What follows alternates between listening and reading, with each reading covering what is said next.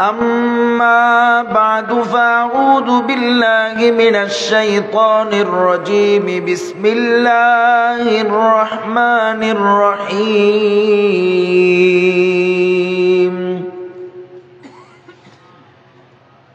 إذ أوى الفتية إلى الكهف فقالوا ربنا آتنا من لدنك رحمة وهيئ لنا من أمرنا رشدا فضربنا على آذانهم في الكهف سنين عددا وقال سيدنا رسول الله صلى الله عليه وسلم سبعة يظلهم الله في ظله يوم لا ظل إلا ظله إمام عادل ورجل نشأ في عبادة الله ورجل قلبه معلق بالمسجد إذا خرج حتى يعود إليه ورجل ذكر الله خاليا ففاضت عيناه ورجل دعته امرأة ذات حصب ونصب وجمال فقال إني أخاف الله ورجل تصدق بصدقة حتى لا تعلم شماله ما تنفق يمينه أو كما قال النبي عليه الصلاة والسلام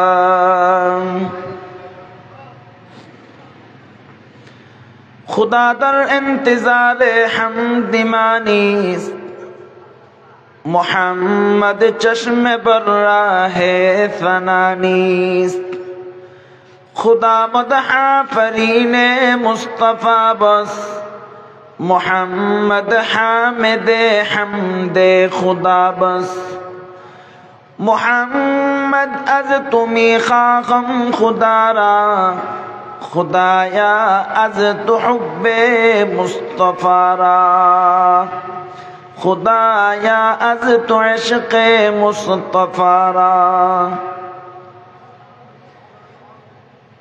उत्तर पूर्व मोहम्मदपुर বাইতুন নূর জামে মসজিদ ও এলাকাবাসীর যৌথ উদ্যোগে আয়োজিত আজকের 12তম ইসলামী সম্মেলনের শ্রদ্ধাভাজন সভাপতি উপস্থিত হযরত উলামায়ে কেরাম মুরব্বিয়ানে আযম সামনে উপবিষ্ট বৃদ্ধ বাবারা সমবয়সী যুবক ভাই বন্ধুরা পর্দার আড়ালের সম্মানিতা পর্দানেশী মা ও বোনেরা 7 রজবুল মুরজ্জব 1446 হিজরি 7 ফেব্রুয়ারি 2025 পবিত্র জুমার দিনে আল্লাহ রাব্বুল আলামিন আমাদেরকে দীর্ঘ 1 বছর পর দ্বীনি পরিবেশে জান্নাতি বাগানে উলামায়ে কেরামের সান্নিধ্যে কোরআন হাদিসের মাহফিলে অসংখ্য মানুষ থেকে আল্লাহ তাআলা বাছাই করে কাউকে বলবার কাউকে শুনবার জন্য তৌফিক দান করেছেন। সে মহান মালিকের দরবারে অন্তরের অন্তঃস্থল থেকে কালিমাতুশ শুকর আদায় করি আলহামদুলিল্লাহ।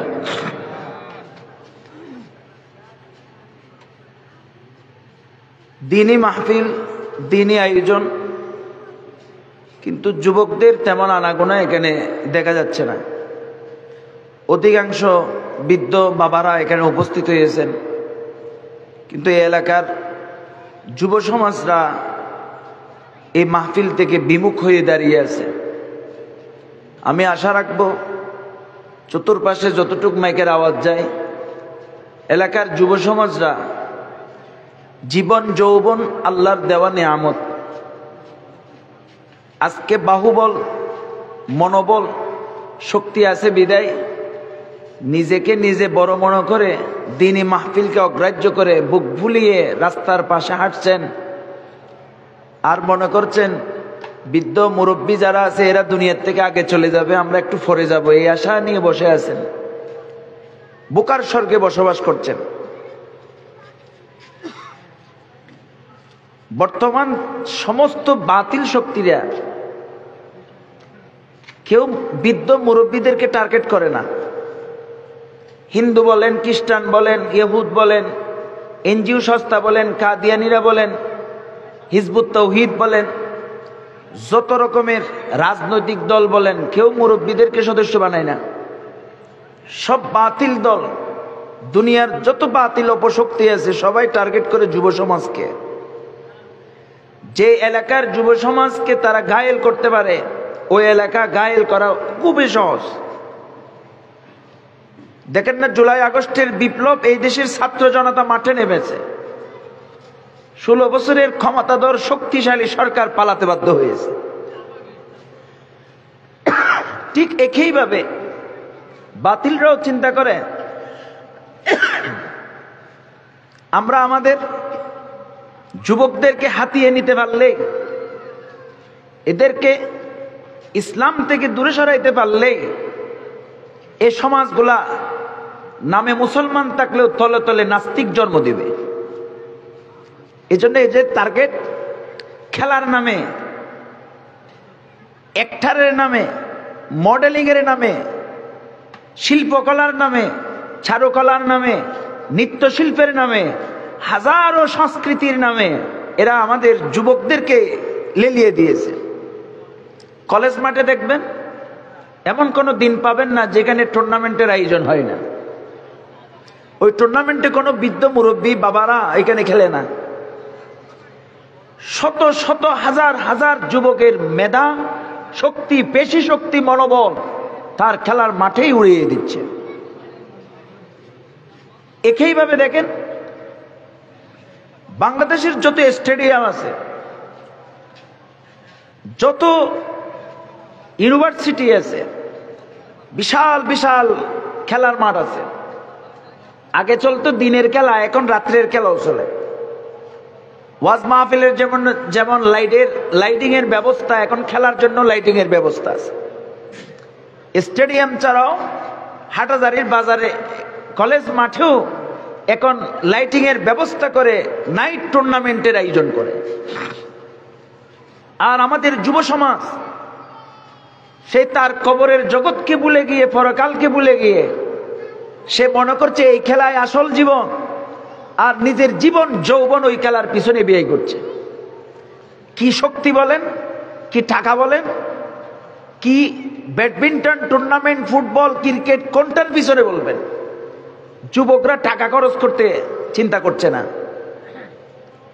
একদিকে একদল রাজনীতির নামে যুবকদের জীবন নষ্ট করে দিচ্ছে। হাজার হাজার যুবক রাস্তার বলির কাটা হয়ে নিজের রক্ত জড়িয়েছে। কার জন্যে?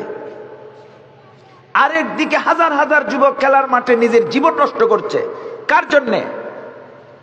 এই যুবকদের কি আখিরাতমুখী করার কি কেউ নাই? এই যুবকদের ঈমান আমলকে হেফাজত করার জন্য আহ্বানকারী কেউ নাই? 100 যুবকের মেধা যদি এক ঘন্টা যদি ব্যয় করা হয়, পুরো বাংলাদেশ এখন চালাইতেছে 21 জন উপদেষ্টা। 21 জন উপদেষ্টা, এদের বয়স 70-80 সব। 21 জন উপদেষ্টা যদি একটা 56,000 বর্গমাইলের রাষ্ট্র পরিচালনা করতে পারে, আর সারা বাংলাদেশের কোটি কোটি যুবক খেলার মাঠে তার জীবন যৌবন নষ্ট করছে, এরা এর চাইতে 10 গুণ রাষ্ট্র পরিচালনা ক্ষমতা রাখে। কিন্তু এদেরকে কে ফিরাবে? এই ওয়াজ মাহফিল গুলার উদ্দেশ্য হচ্ছে যুবকদেরকে ইলমি আমলি দ্বীনের প্রতি জাগ্রত করা। এই ওয়াজ মাহফিলের উদ্দেশ্য। এদেরকে কে বুঝাবে? না মসজিদের ইমাম সাহেবের বয়ান শুনবে, না ওয়াজ মাহফিলে বসবে। আপনারা যারা এখন ওয়াজ মাহফিলে বসতেন, এখন যারা বসতেছেন, আপনারা বড় বড় বুজুর্গানে দ্বীনের সোহবত পেয়েছেন। আপনারা যাদেরকে পেয়েছেন এখন ওই মানুষগুলা নেই। অনেকে দেখেছেন হযরত নানুপুরি হুজুর রহমতুল্লাহ আলাইকে, অনেকে দেখেছেন হযরত শাহ জমির উদ্দিন রহমতুল্লাহ আলাইকে, অনেকে দেখেছেন পীর সাহেব হুজুর রহমতুল্লাহ আলাইকে, অনেকে দেখেছেন মুহাদ্দিস আব্দুল আজিজ সাহেব হুজুর রহমতুল্লাহ আলাইকে, অনেকে দেখেছেন নায়েব মুফতি আহমদুল হক রহমতুল্লাহ আলাইকে, অনেকে দেখেছেন আল্লামা শাহ আহমদ শফি রহমতুল্লাহ আলাইকে, অনেকে দেখেছেন আপনারা মুফতি আজম মুফতি ফয়জুল্লাহ রহমতুল্লাহ আলাইকে, অনেকে দেখেছেন মুজাহিদে মিল্লত খতিব আজম রহমতুল্লাহ আলাইকে, অনেকে দেখেছেন মুফতি ইউসুফ সাহেব রহমতুল্লাহ আলাইকে, অনেকে দেখেছেন মাওলানা মুজাহিদুল ইসলাম সাহেব রহমতুল্লাহ আলাইকে। আজকের যুবকরা কি তাদেরকে দেখেছে? আজকের যুবকরা মোবাইলে দেখে। আজকের যুবকদের আইডল আর মডেল লিওনেল মেসি, এদের আইডল সাকিব আল হাসান। তো যার আদর্শ হয় সাকিব আল হাসান আর লিওনেল মেসি, সে কোন দিকে যাবে? আর যারা দুয়ারে দুয়ারে গিয়ে বসতেন, ঘাসের উপর মাটির উপর বসে বসে ওয়াজ শুনতেন, তারাই আজকে ওই মসজিদ আর মাহফিলগুলোতে বসে দাওয়াতে তাবলীগের মেহনতে তারাই যাচ্ছে। আর একদিকে বাতিলরা চুরি করে আমাদের যুবকদের জীবন যৌবন নষ্ট করে তারা ভিন্ন পথে চালাই দিতেছে। এই যুবকদেরকে কে বুঝাবে? এরা তো বলে বৃদ্ধ মুরব্বীরা, এরা কি বুঝে? আমরা তো প্রযুক্তির যুগের ছেলে, আমরা এখন সব বুঝি, বাটন ক্লিক করলে সব আসে।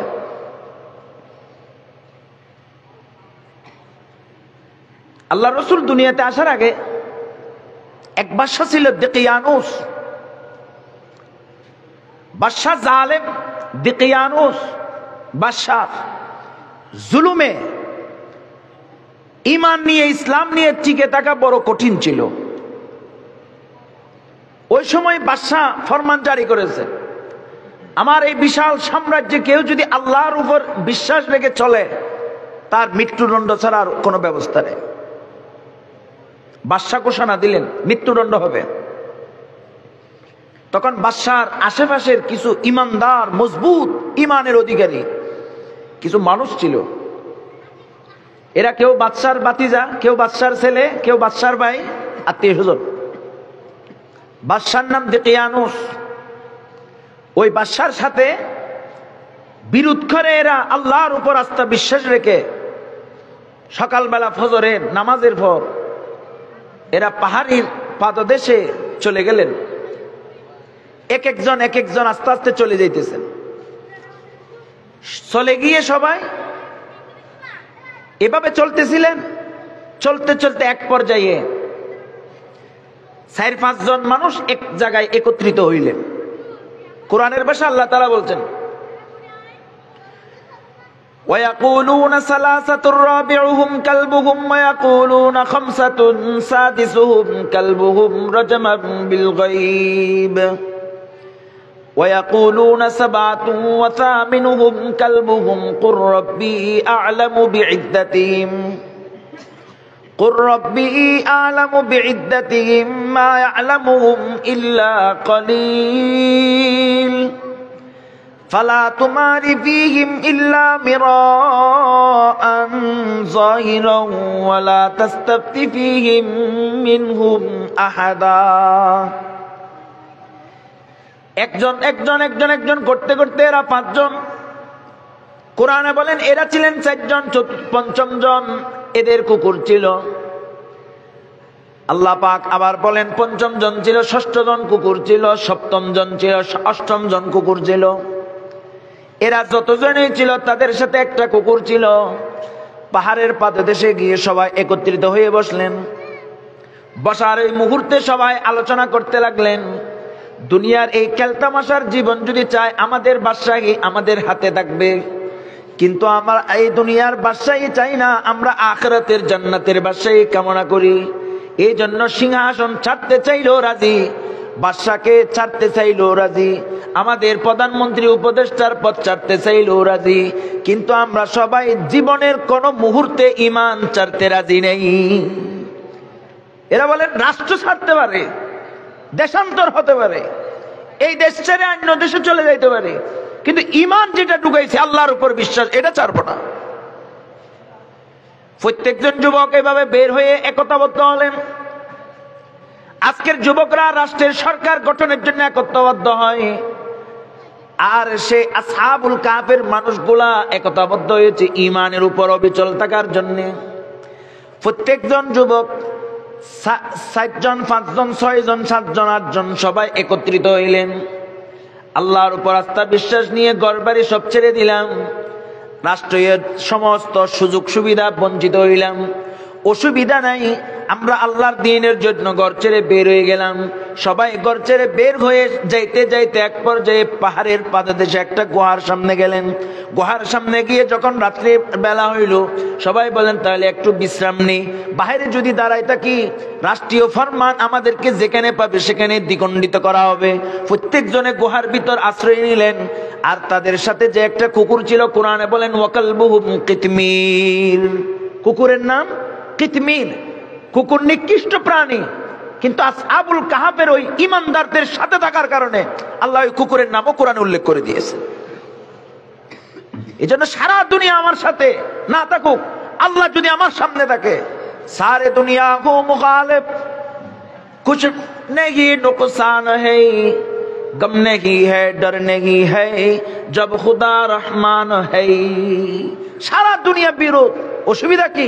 ফিলিস্তিনের পাশে কেউ নেই, আল্লাহ তো আছেন। শামের পাশে কেউ নেই, বাশার আল আসাদের 40 বছরের ক্ষমতা আল্লাহ দূর করে দিয়ে মুসলিম ওই শামের মুজাহিদের হাতে আল্লাহ ক্ষমতা দিয়ে দিয়েছে। কোথায় তাদের অস্ত্র? এখনো যদি এই বাংলার মানুষ যদি ওই যুবকদের ইমানের কষ্টি পাথরে দাঁড়িয়ে থাকে, আল্লাহ তাআলা আমাদেরকেও সেই ইমানে জিন্দেগি দান করবে। এ আসহাবুল কাহফের প্রত্যেকজনে গর্তের ভিতর ঢুকলেন আর প্রত্যেকে আরামের বিছানায় ঘুমাইতে লাগলেন।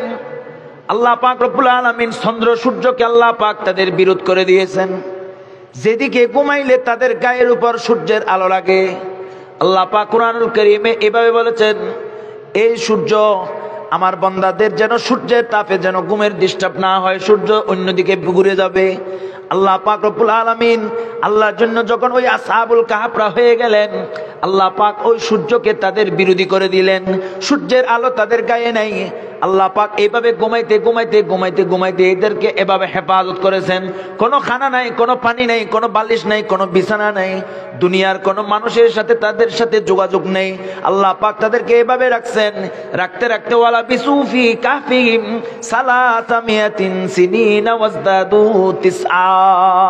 কুরআনুল কারীম আল্লাহ পাক বলেন, আমি আল্লাহ পারি, আমি আল্লাহর জন্য যারা রাজ দরবার ছেড়ে আল্লাহর দ্বীনের জন্য বের হয়ে গর্তে আশ্রয় নেয়, আমি আল্লাহ সেই গর্তের ভিতর তাদেরকে 1 বছর 2 বছর 100 বছর 200 বছর নয়, 309 বছর আল্লাহ তাআলা তাদেরকে ঘুমের ভিতরে হেফাজত করেছে। 309 বছর। কোরআন খুলুন, কোরআন তো এখনো আছে, এটা আমি কোরআনের কথা বলছি। আল্লাহর দ্বীনের জন্য তারা বাইরে হইলেন। আল্লাহ পাক আসহাবুল কাহফের সাথে ছিলেন। আল্লাহ রাসূল সাল্লাল্লাহু আলাইহি ওয়াসাল্লাম মদিনা উদ্দেশ্যে যখন রওনা দিলেন, আল্লাহ পাক তার নবীকে যখন বললেন, নবী মক্কার জমিন নিরাপদ নয়, সিদ্দিক আকবরকে সাথে নিয়ে আপনি রওনা দেন। আল্লাহ রাসূল সারা মক্কার জমিনে ঘোষণা হয়ে গেছে মুহাম্মদুর রাসূলুল্লাহর কল্যাণ দিতে পারলে 100 উট। আল্লাহ রাসূলের গর্দান যে 2 টুকরা করে দিবে তার জন্য 100 উটের পুরস্কার। সারা দুনিয়ার কাফেররা এক আল্লাহ রাসূলের গর্দান কাটার জন্য। আল্লাহ পাকের নবী সাল্লাল্লাহু আলাইহি ওয়াসাল্লাম এশারের নামাজের পর ঘরে গেলেন। ঘরে গিয়ে সিদ্দিক আকবর রাদিয়াল্লাহু তাআলা আনহুর কাছে খবর দিলেন, আর আলী কাররামাল্লাহু ওয়াজহাহুকে ঘোষণা দিলেন, আলী আসো আমার বিছানায় শো। বলে, ইয়া রাসূল আমি আপনার বিছানায় ঘুমাবো? আলী এই সাহস কেমনে করবে? আল্লাহ রাসূলের বিছানায় আমি ঘুমাবো? আল্লাহ রাসূল বলেন, এটা আমার নির্দেশ, তুমি আমার বিছানায় শো। আল্লাহ রাসূল আলীকে তার বিছানায় শোয়াই দিলেন। রাসূল পাকের চাদর মুবারক আলী রাদিয়াল্লাহু তাআলা আনহুর গায়ের উপর চড়াই দিলেন। সারা মক্কার যত মানুষের আমানত আল্লাহ রাসূলের হাতে ছিল সবগুলা আলীকে বুঝাই দিলেন। ও আলী, আমি যখন মদিনায় চলে যাব, তুমি তাড়াতাড়ি মানুষের আমানতগুলা দিয়ে তুমিও মদিনায় আমার সাথে দেখা করবে। বলে, ইয়া রাসূলুল্লাহ আমি এই যে অবস্থায় আছি এরা তো আমাকে ছিন্ন বিচ্ছিন্ন করে দিবে, তাহলে মদিনায় কেমনে দেখা করি? আলী বলেন, আল্লাহ রাসূল যেই দিন বলছেন তুমি মদিনায় দেখা করবে, সেই দিন আমার বিশ্বাস হয়ে গেছে আমার দুনিয়ার কোন শক্তি আলীর গায়ে হাত লাগাইতে পারবে না, যেহেতু রাসূল বলে দিয়েছে মদিনায় দেখা হবে। হযরতে সাইয়্যিদনা আলী কাররামাল্লাহু ওয়াজহাহু বলেন, আল্লাহ রাসূলের বিছানায় খাটের উপর আমি শোয়া। মক্কার মানুষদের আমানত সবগুলো আমার চতুর্পাশে আল্লাহ রাসূল বুঝাই দিলেন। এবার আমি রাসূলের চাদর গায়ে দিয়ে শোয়া। ওই অবস্থায় আল্লাহ পাকের নবী একা বের হয়ে গেলেন। তামাম মক্কার জমিনের মানুষগুলা রসুলের বিরোধী, শুধু কল্লা কাটতে পারলে 100 উট। আর আল্লাহ রসুল আল্লাহ পাকের ইমানের উপর অবিচল হয়ে বের হয়ে গেলেন। আল্লাহ পাকের নবী একা বের হয়ে আবু বকরের বাড়িতে গেলেন। তো বের হবেন যখন, আলী বলতেছেন, ওগো আল্লাহর রাসূল আপনি বের হয়েন না, চতুর্পাশে পাহারাদার কাফেররা তীর তাক করে আছে, মুহূর্তের ভিতর আপনাকে শহীদ করে দিবে।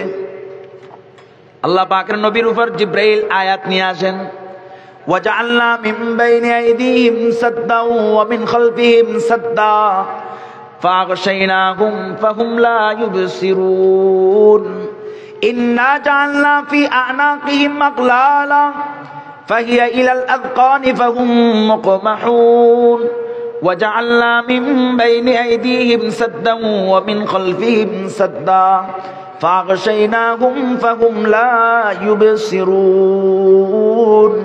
আল্লাহ পাকের নবী এই আয়াতগুলো পড়েছেন, আর পায়ের নিচ থেকে এক মুষ্টি বালি নিয়ে আল্লাহ রাসূল বলেন শাহাতিল বুজু, শাহাতিল বুজু বলে বালিগুলা ছিটিয়ে দিলেন। আল্লাহ পাক সমস্ত কাফেরদের চোখের ভিতর বালুগুলা ঢুকিয়ে চোখ অন্ধ করে দিয়েছেন, সব অন্ধ হয়ে গেছে। হেফাজত কে করবেন? আল্লাহ। আল্লাহর দ্বীনের জন্য যখন ঈমানের বলে বলিয়ান হয়ে বের হবে, বের হওয়ার দায়িত্ব আমার, হেফাজতের মালিক আল্লাহ। একটা দুটা নয়, অসংখ্য। এই জালেম এই ইহুদি কি ইসরায়েলের বিরুদ্ধে আজকে 70 বছর ফিলিস্তিনিরা যুদ্ধ করতেছে। তাদের অ্যাটমিক পাওয়ার, হাইপারসনিক, তাদের মিসাইল, তাদের অস্ত্র এই মুসলিম নিরস্ত্র মানুষদের হাতে তারা যুদ্ধবিরতি দিতে বাধ্য হয়ে গেছে। কিসের বল? তাদের কাছে কিছুই নেই। এদিকে গুলি মারে আর এদিক থেকে ইমানদাররা নারায়ে তাকবীরের স্লোগান দেয়। ১৫০০ বছর আগে আল্লাহ রাসূল সেইটাই বলছেন। এই আয়াতের তাফসীর ইমাম কুরতুবী রাহমাতুল্লাহ আলাইহি লিখেছেন, কাউকে যদি পুলিশে খোঁজে, শত্রুয়ে পাকড়াও করে, তখন যদি এই দুই আয়াত পড়ে আল্লাহ তাকে দুশমনের আক্রমণ থেকে হেফাজত করবে। সূরা ইয়াসিনের তেলাওয়াত হয়তো আমাদের করে, সূরা ইয়াসিনের প্রথম আয়াতগুলো এইগুলাই। তাহলে যার ঘরে সূরা ইয়াসিন নাই, হেফাজতের দায়িত্ব আল্লাহ কেমনে নিবে? যুবকে মনে করে আমি নেতা, আমাকে হেফাজত আমার পুলিশে করবে। প্রধানমন্ত্রীকে কে হেফাজত করছে বলেন? সারা বাংলাদেশ তো তার হুকুমেই চলতো, বুটামেই চলতো। কে হেফাজত করছে? হেফাজত কেউ করতে পারে নাই। কি র্যাব, কি পুলিশ, কি আর্মি, কি বিজিবি, কেউ তো পারে নাই। এক কাফরে এই দেশ থেকে পালাইতে বাধ্য হয়েছে, হেফাজত কে করেছে? আর আসহাবুল কাহাফকে 300 বছর আল্লাহ গর্তের ভিতর হেফাজত করেছেন।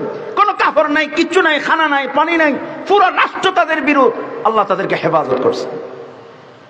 ইমানের বলে বলিয়ান হইলে আল্লাহ হেফাজত করে। হযরত নূহ আলাইহিস সালামের তাফসীরের কিতাবে লিখছেন, যখন পানির প্লাবন হইল, নূহ আলাইহিস সালাম তার জাতিদেরকে বলতেছিলেন, ও জাতিরা, তোমরা গুমরা হইও না, এই নৌকার উপর চড়ো। এই নৌকা হেদায়েতের নৌকা, আল্লাহর হেফাজতের নৌকা। এই নৌকাতে উঠলে আমার সাথে আল্লাহ তোমাদেরকে হেফাজত করবে। আর যদি এই নৌকাতে না উঠো, আল্লাহ পানি দিয়ে ধ্বংস করে দেবে। এরা বলছে তো পানি দিয়ে কখন ধ্বংস করবে, কখন ধ্বংস করবে? তখন আল্লাহ সুবহানাহু ওয়া তাআলা কোরআনে ঘোষণা দিলেন, নৌকা বানাও। হযরত নূহ আলাইহিস সালাম নৌকা বানাইছে। প্রত্যেক জাতি থেকে আল্লাহ তাআলা জোড়া জোড়া জোড়া জোড়া নিয়েছেন। যারা নূহ আলাইহিস সালামের উপর ঈমান আনছে তাদেরকে উঠাইলেন। 70 জন মানুষ নৌকার উপর উঠাইছে। শেষে নিজের সন্তান কেনানকে ডাক দিয়ে বলে, কেনান, ইয়া বুনাইয়ার কাম্মানা ওয়ালা তাকুম মাল কাফিরিন, হে আমার কলিজার টুকরা সন্তান, আমার সাথে নৌকায় উঠো, কাফেরদের সাথে তুমি যাও না। কাফেরদের ভয়াবহ ক্ষতির সম্মুখীন আসতেছে। আল্লাহর আযাব থেকে বাঁচার কোনো সম্ভাবনা নাই, আল্লাহর আযাব থেকে বাঁচার কোনো ব্যবস্থাও নাই, উপায়ও নাই। কিভাবে বাঁচাইবে? কে তোমাকে রক্ষা করবে? তখন কেনান বলছিল, আমি এত লম্বা মানুষ, আমাদের মতো যুবকরা হয়তো বলে আমাকে কে মারবে, আমার শক্তি আছে, বল আছে, বুদ্ধি আছে, সব আছে, মনে করছে তো আমি টিকে যাব, টিকার কোনো সুযোগ নেই। কে বাঁচাবে? قال سآوي إلى جبل يعصمني من الماء قال لا عاصم اليوم من أمر الله إلا من رحم وحال بينهما الموج فكان من المغرقين إلا من رحم আল্লাহ যাকে দয়া করেন এই মহাপ্লাবন ফানির প্লাবন থেকে আল্লাহর আসমানি গজবের ফানির থেকে আল্লাহ হেফাজত করবেন। একজন বুড়ি জুফরির ভিতর বসেছিল। নূহ আলাইহিস সালামের পানির প্লাবন শেষ হওয়ার পরে নূহ আলাইহিস সালাম যখন কেউ বলছে 6 মাস, কেউ বলছে 40 দিন, এভাবে পানির প্লাবন ছিল, পুরো দুনিয়া ডুবা ছিল। আল্লাহ এই নৌকার উপর যারা ছিলেন ইমানদার এরা ছাড়া আর কাউরে রাখে নাই। নূহ আলাইহিস সালাতু ওয়াস সালাম কিছুদিন পর যখন এলাকায় আসলেন, তখন এলাকায় আসি দেখতেছে এক ঝুপড়ি সব পানি ধ্বংস করে দিয়েছে, কিন্তু একটা ঝুপড়ি ঘর এটা ধ্বংস হয় নাই। নূহ আলাইহিস সালাম দুঃখী দেখে একটা বুড়ি মহিলা বলে, তুমি এখানে কোত্থেকে আসছো? বলে, কি জন্য? বলেন, এটা আমার ঘর, আমি এখানে আছি। বলে, কি বলে, সারা দুনিয়া ধ্বংস হয়ে গেছে, তুমি এখানে কেমনে বসে লইলা? বলে, কি বলেন? বলে, সারা দুনিয়া ফানিয়ে ধ্বংস করে দিছে। বুড়ি বলে, কি কন? এগুলো তো আমি কিছুই জানি না। সারা দুনিয়া আযাবে ধ্বংস হয়, আর আল্লাহ যাকে হেফাজত করে তার ঘর হুবহু হয়ে যায়। হেফাজত তো আল্লাহ করবে। সেই রাসূল করিম সাল্লাল্লাহু আলাইহি ওয়াসাল্লাম মক্কা থেকে যে এইভাবে বের হইলেন, সিদ্দিক আকবর রাদিয়াল্লাহু তাআলা আনহুকে ডাক দিলেন। আবু বকর মুহূর্তের ভিতর আবু বকর দরজা খুলে বের হইলেন আর বলতেছেন, লাব্বাইকা ওয়া সাদাইকা ইয়া রাসূলুল্লাহ। আবু বকর রেডি। বলে, এত রাত্রে ঘুমাও নাই? বলে, যেই দিন থেকে আপনি বলছেন হিজরত করতে হবে ওই দিন আবু বকর ফিটের সাথে আর বিছানা লাগাই নাই। রেডি আবু বকর। আবু বকরের গোলাম ছিল। আবু বকর গোলামকে বলছে, উট দুইটা রেডি করো। দীর্ঘদিন ধরে উট দুইটা আমি রসুলের হিজরতের জন্য রেডি করে রাখছি, দুটোটা উট রেডি।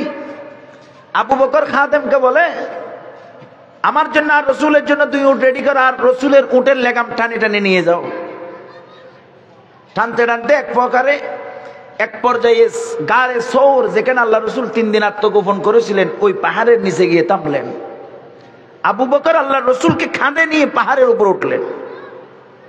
উঠি গর্তের ভিতর নামার আগে আবু বকর দেখছেন ইমান বাঁচানোর জন্যে, ইমানের উপর অবিচল, আল্লাহর উপর অটুট আস্থা বিশ্বাস নিয়ে ঘর থেকে বের হয়ে গেছে। দ্বিতীয় কোনো ঘর নাই, বাড়ি নেই, কিছুই নেই। আল্লাহ পাকের নবী সাল্লাল্লাহু আলাইহি ওয়াসাল্লাম আবু বকর সিদ্দিক রাদিয়াল্লাহু তাআলা আনহু দুজন যখন ওই গারে সৌরে যখন আসলেন, আবু বকর বলেন, ওগো আল্লাহর রাসূল, দীর্ঘদিনের পুরাতন গর্ত, কোনো সাপ বিচ্ছু থাকতে পারে, আমি আগে নামি এটা একটু পরিষ্কার করি। আবু বকর গর্তের ভিতর নামলেন আর গর্তটা পরিষ্কার করলেন। গর্তের প্রত্যেকটা ছিদ্রগুলাকে নিজের কাপড় টুকরা টুকরা করে বন্ধ করলেন। এবার বললেন, ওগো আল্লাহর রাসূল, আপনি নিচে অবতরণ করেন। দুরজাহানের সরদার ইমামুল আম্বিয়া গর্তের ভিতর নামলেন। গভীর রাতের ক্লান্তি, আল্লাহ পাকের নবী আবু বকরের রানের উপর মাথা রেখে ঘুম। আবু বকর প্রত্যেকটা ছিদ্র বন্ধ করলেন। একটা ছিদ্রের ভিতর আবু বকরের পা ঢুকাই দিলেন। কাপড় নাই, বন্ধ করার ব্যবস্থা নাই। ওই গর্তের ভিতর ওই সাপ আবু বকর রাদিয়াল্লাহু তাআলা আনহুকে দংশন করে দিছে, সাপে কাটে দিছে। আবু বকরের বিষের জ্বালায় পুরা শরীর ব্যথিত হয়ে অসহ্য অকল্পনীয় ব্যথা। আবু বকরের কান্না তো বন্ধ করছেন, কিন্তু চোখের পানি বন্ধ করতে পারে নাই। স্তব্ধ আবু বকর, কিন্তু চোখের পানি বের হয়ে রসুল পাকের চেহারা মুবারকে ভরে গেছে। আল্লাহ রসুলের চেহারা পানির ফোঁটা পড়া মাত্রই রসুল ঘুম ভাঙিয়ে গেলেন। এটাই তো আবু বকর। আবু বকরই প্রথম ওই ব্যক্তি যাকে আল্লাহ রসুল দাওয়াত দেওয়া মাত্রই কোন চিন্তা ছাড়া আল্লাহ রসুলের ডাকে সাড়া দিয়েছে। হিজরতের রাত্রিতে যাকে দরজা নক করার সাথে সাথে ঘর থেকে বের হয়ে গেলেন। আবু বকর ওই ব্যক্তি আল্লাহ রসুলের স্ত্রী খদিজা, আল্লাহ রসুলের চাচা আবু তালেব মারা যাওয়ার পর নিজের মেয়ে আয়েশাকে বয়স কম 9 বছর এরপরে বিয়ে দিয়ে দিয়েছে। কেন? রসুলের সান্ত্বনার জন্য।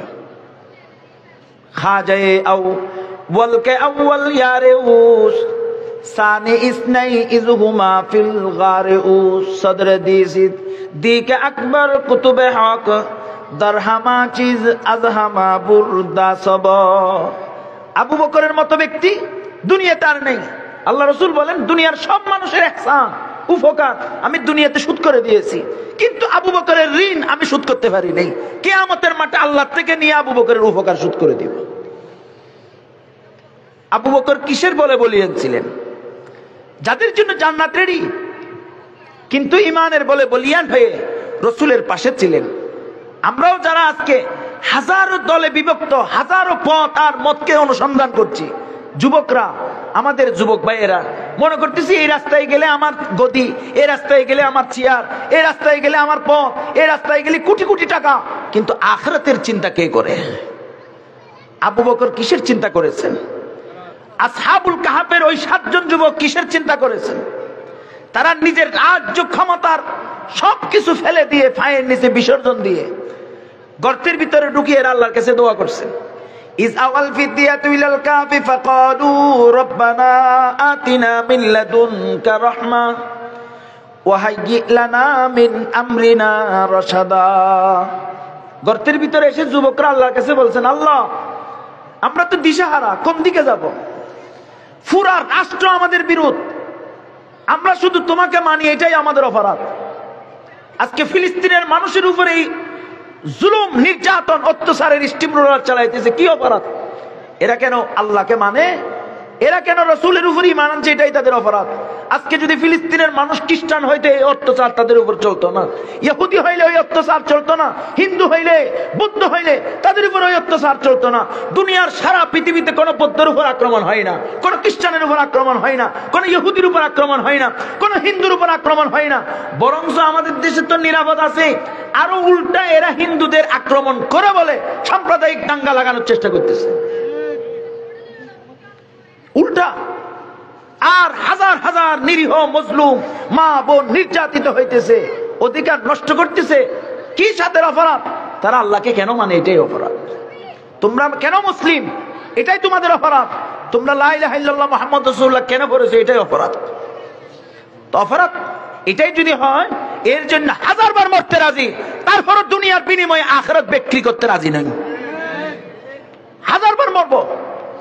সাপ্লাই মরেছে, কাশ্মীরে মরেছে, বার্মায় মরেছে, 70 বছর তোমরা ফিলিস্তিনে মেরেছো, অসুবিধা কি? আরো মারবে। हर सू काटे दुख बहुत है साया गम फिर भी इसी राह के गुजरने वाले बढ़ते गए न हुए कम।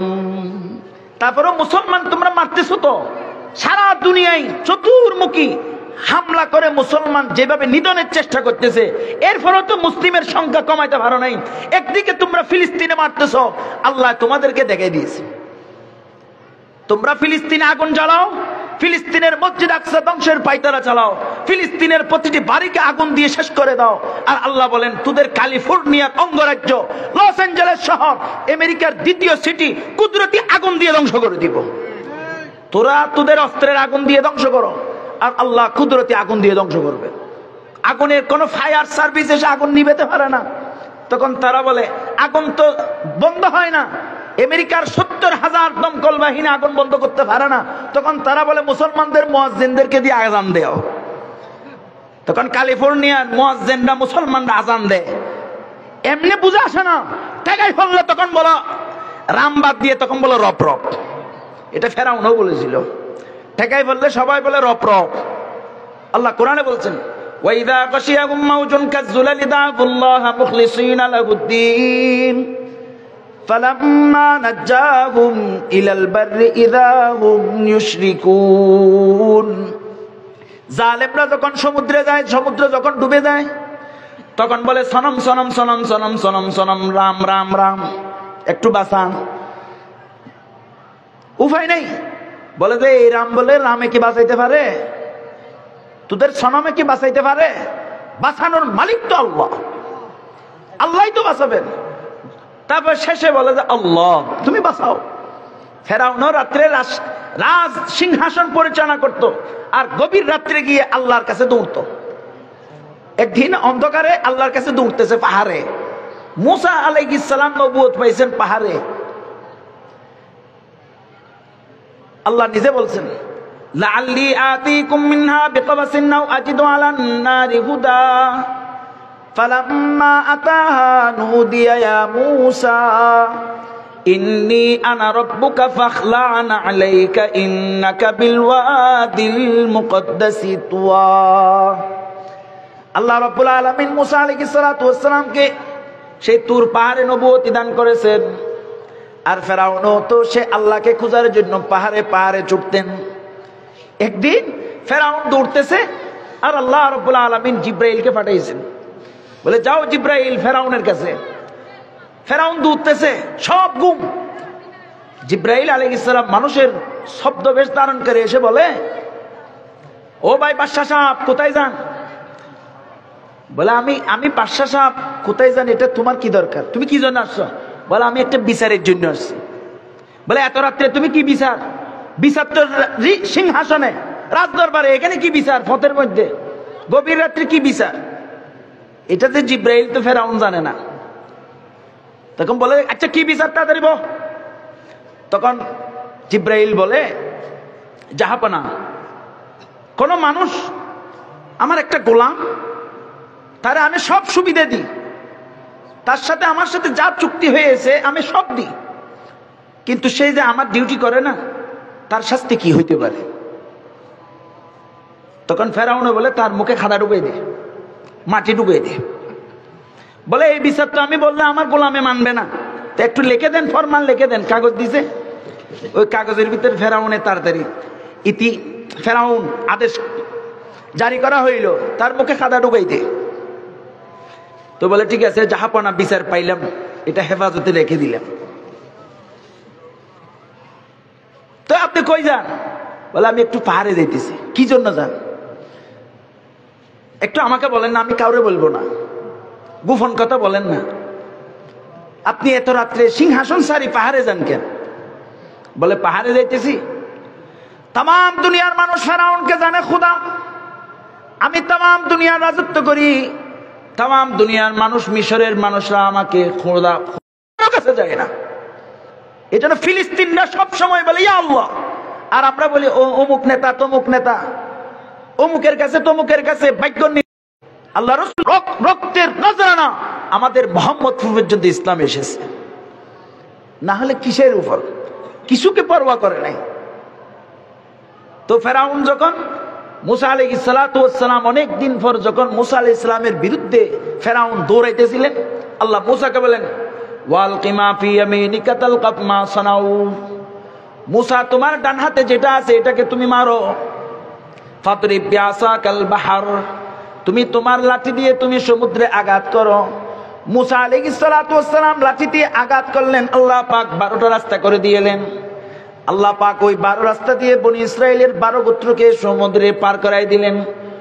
মুসা আলাইহিস ইসলামের পিছনে যেই ফেরাউনের বাহিনী দাওয়া করতে লাগলেন, এক প্রকারে যখন সমুদ্রের মাঝখানে গেলেন, আল্লাহ মুসাকে বললেন মুসা আবার লাঠি দিয়ে আঘাত করো। মুসা আলাইহিস সালাম লাঠি দিয়ে আঘাত করলেন, আল্লাহ পাক মুহূর্তের ভিতরে রাস্তাকে আবার সমুদ্রে পরিণত করে দিলেন। ফেরাউন তার সৈন্য বনি ইসরাইলরা জালেমরা সব পানিতে যখন নিমজ্জিত হয়, ফেরাউন তখন বলে আমানতু বিরব্বি মুসা ওয়া হারুন, এই আযাব থেকে বাঁচানোর তো আর কেউ নাই। আল্লাহ আমি এখন স্বীকার করতেছি মুসা আর হারুনের রবের উপর ঈমান আনতেছি। বাঁচি গেছে আল্লাহ, হারুন আর মুসার রবের উপর ঈমান আনতেছি। জিব্রাইল দূরে আসলেন, জিব্রাইল যা যা হুকুম দে, ফেরাউন দিছে এটা একটু শোনাই দে।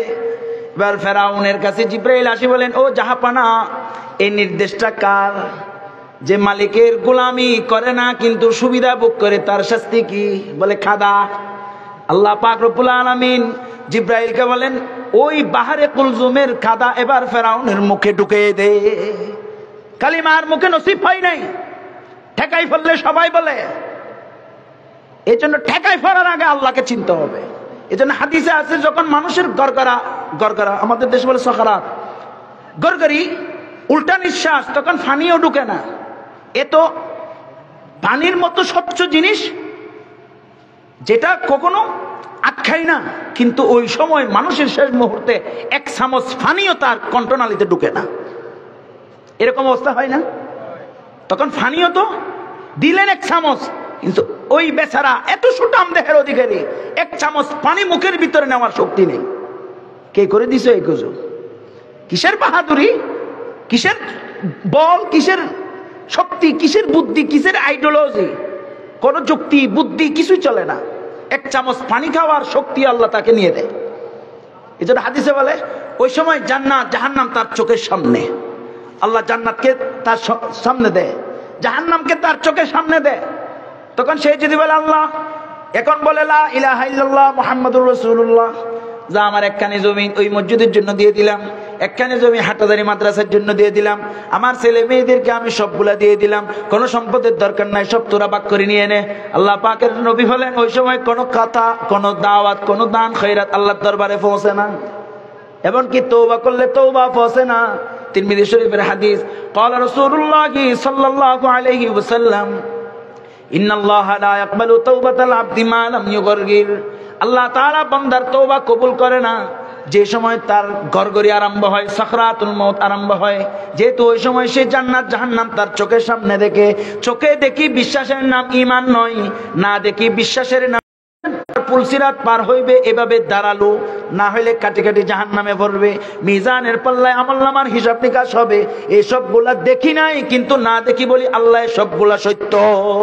এর নাম মুমিন, এর নাম ঈমানদার। আর ওই ঈমানদার তার ঈমানের পরিচয় দেয়, সে মসজিদে দৌড়ে, বলে কোথায় যাও? বলে নামাজে। আল্লাহ রাসূল বলেন সে মুসলমান। রমজান মাস যখন আসে সে নামাজ রোজা রাখে, বলে সে কোথায় যায়? বলে সেই রোজাদার, এই মুসলমান। কোরবান আসলে যখন গরু জবাই দেয়, বলে সে কি কাজ করে? বলে সে মুসলমান। তাহলে বিশ্বাস, ইমানের বিশ্বাস অন্তরের সাথে, সমস্ত কাজ তার বডির সাথে। তাহলে ঈমান আর ইসলাম, ঈমান ভিতরের জিনিস, ইসলাম বাহিরের জিনিস। ঈমান আছে ইসলাম নাই, পরিপূর্ণ নয়। ইসলাম আছে ঈমান নাই, কোনো কাজ নাই। হিন্দুরাও দান খয়রাত করে। মুকেশ আম্বানি ভারতের, আমেরিকার সবচেয়ে বিশ্বের সেরা ধনী বিল গেটস করোনার সময় crore crore billion billion dollar মানুষকে দান করেছে। করোনার টিকা দিয়েছে এরা। তো দান খয়রাত তো এরকম করে না, তো এই জন্য এরা কি জান্নাতি যাবে? যেতে ইসলাম আছে ঈমান নেই। এই জন্য আমাদের শুধু অনেকে মনে করি আমি তো রোজা রাখি জান্নাতি, আমি যাকাত দিই জান্নাতি। সম্ভব নয়। যেহেতু ইসলাম এর যত শাখা প্রশাখা আছে, এই সবগুলা দামি হবে ঈমান থাকলে। ঈমান নাই, এগুলার কোনো দাম নেই। তো ঈমানও ভাঙ্গে। বলেন উযু ভাঙ্গে কি ভাঙ্গে না? নামাজ ভাঙ্গে কি ভাঙ্গে না? রোজা ভাঙ্গে কি ভাঙ্গে না? হজ ভাঙ্গে কি ভাঙ্গে না? তাহলে ঈমান ভাঙ্গে না? ঈমানও ভাঙ্গে। আমাদের সমাজে নামাজ ভঙ্গের কারণ জানে, উযু ভঙ্গের কারণ জানে, রোজা ভঙ্গের কারণ জানে, কিন্তু ঈমান ভঙ্গের কারণ জানে না। তো ওই ঈমানের হেফাজত আমাদের জন্য জরুরি। আল্লাহ সুবহানাহু ওয়া তাআলা ওই ঈমানওয়ালা আসহাবুল কাহফরা যখন বের হইলেন, আল্লাহ সুবহানাহু ওয়া তাআলা তাদেরকে এমন ভাবে হেফাজত করেছেন। কোরআনে বলেন ওয়ালাবিসু ফি কাফিহিম সালাসুমিয়াতিন সিনিনা ওয়াজদাদু তিসআ। 300 বছর থেকে আরো বেশি আল্লাহ তাআলা তাদেরকে গর্তের ভিতরে রাখছেন। আল্লাহ তাআলা তাদের ঈমানের হেফাজত করেছেন। এই বাদশা নয়, আরো কত বাদশা চলে গেছেন, আল্লাহ পাক তাদেরকে ঈমানের হেফাজত করেছেন। কোরআনে তাদেরকে স্মরণ করেছেন। এই যুগের দুনিয়ার যত মানুষ, তোমরা যদি আমি আল্লাহর জন্য ঈমানের উপর অবিচল খেয়ে বের হও, আমি আল্লাহ তোমাদেরকে এইভাবে হেফাজত করব। তামাম দুনিয়া চেষ্টা করলেও ফিলিস্তিনের জমিন থেকে মসজিদ আকসা আর মজলুম ফিলিস্তিনিদেরকে উৎখাত করতে পারবে না। আমি আল্লাহ ঈমানের বলে বলিয়ান হইলে আমি আল্লাহ হাজারো মিসাইলের বিরুদ্ধে আমি আমার বান্দাদেরকে হেফাজত করব। আল্লাহ সুবহানাহু ওয়া তাআলা আমাদের সবাইকে সহিহ ঈমানের উপর, বিশেষ করে যুব সমাজকে এই বিভ্রান্তির বেড়াজাল থেকে বেঁচে দুই পথ, অত দাওয়াতে তাবলীগের পথ, অত আমাদেরকে আলেম ওলামাদের পথ, দুই রাস্তা, আমলের এক কারখানা দাওয়াত তাবলীগের মেহনত, আর দ্বীনি শিক্ষার এক কারখানা মাদ্রাসা আর আলেম ওলামাদের এই পথ। এই আলেম ওলামাদের সাথে বলেন, আলেম ওলামা আছে যেখানে আমরা আছি, আলেম ওলামা নাই যেখানে আমরা নাই। তাহলে ইলমের জন্য, সহিহ কোরআন হাদিসের ব্যাখ্যার জন্য কাদের অনুসরণ করব? আলেম ওলামাদের। আর সেই আলেম ওলামাদের পথে বাতানো, তাদের সেই নির্দেশিকার পদ্ধতি, দাওয়াতে তাবলীগের ওই মেহনতে নিজের জিন্দেগিকে ব্যয় করে সহিহ আমলের মেহনতকে কাজে লাগাবো। আল্লাহ সুবহানাহু ওয়া তাআলা আমাদের সব ভাইদেরকে সহিহ কথা বুঝার মানার। আলহামদুলিল্লাহ, আমাদের ঢাকার আমন্ত্রিত মেহমান চলে আসছেন, বাহিরে যারা আছেন ঘোরাফেরা না করি, শেষ পর্যন্ত আমরা বসে, হযরত অনেক সফর করে আসছেন, মুসাফির, দোয়া করবেন, মজলুম আলেমে দ্বীন। আলহামদুলিল্লাহ, আমাদের আকাবিরদের নমুনায় আসলাফ যারা এখন আছেন, তাদের পথ অনুসরণ করার জন্য সুবর্ণ সুযোগ আছে। আমরা এখানে আসি, বসে যাই, ইনশাআল্লাহ জরুরি আহাম বয়ান হবে, এরপরে ইনশাআল্লাহ আখিরি দোয়া হবে।